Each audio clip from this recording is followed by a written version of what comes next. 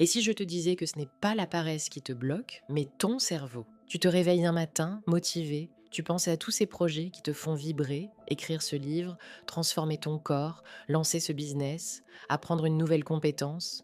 Mais quelques heures plus tard, tu es là, ton téléphone à la main, Netflix en fond, encore une journée passée à repousser, et tu te dis, demain, je m'y mets.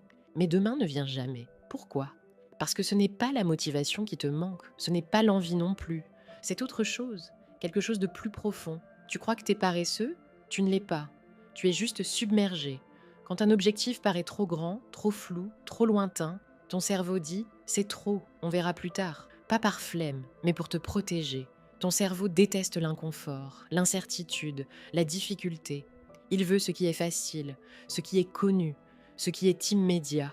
Mais tu peux le reprogrammer, tu peux le tromper pour qu'il joue enfin dans ton camp. Voici 3 étapes simples pour arrêter de rester bloqué et commencer à avancer vraiment. Première étape, rends tes objectifs minuscules. Le problème, ce n'est pas le rêve, c'est qu'il est trop gros d'un coup. Tu veux écrire un livre? N'écris pas un chapitre, écris une seule phrase aujourd'hui. Tu veux courir tous les matins? Commence par mettre tes baskets et marcher 5 minutes. Ton cerveau n'a pas peur du rêve, il a peur de l'effort immédiat que ça demande.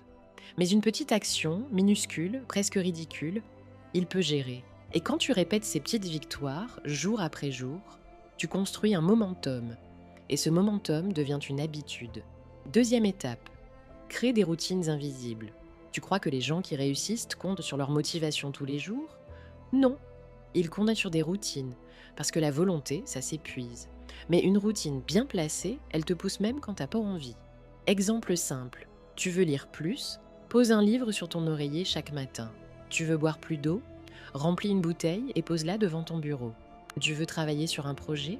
Bloque 10 minutes dans ton agenda à heure fixe chaque jour. Ce sont ces rituels simples, répétitifs, presque automatiques, qui créent la discipline. Troisième étape, la règle d'or. 2 minutes. Tu veux changer ta vie? Commence par faire quelque chose. Pendant 2 minutes, lis une page, range un tiroir, écris une phrase, fais 10 pompes. Parce qu'en réalité, le plus dur, ce n'est pas de faire. Le plus dur, c'est de commencer. Et une fois que tu es lancé, tu te surprends à continuer. Comme une boule qu'on pousse sur une pente, le premier mouvement demande de la force, mais après, ça roule. N'oublie pas le plus important, récompense-toi. On oublie trop souvent de se féliciter, mais ton cerveau, lui, adore les récompenses. Après tes 2 minutes d'effort, fais quelque chose que tu aimes. Écoute une musique qui te booste. Bois une boisson que tu kiffes. Prends 5 minutes pour juste souffler.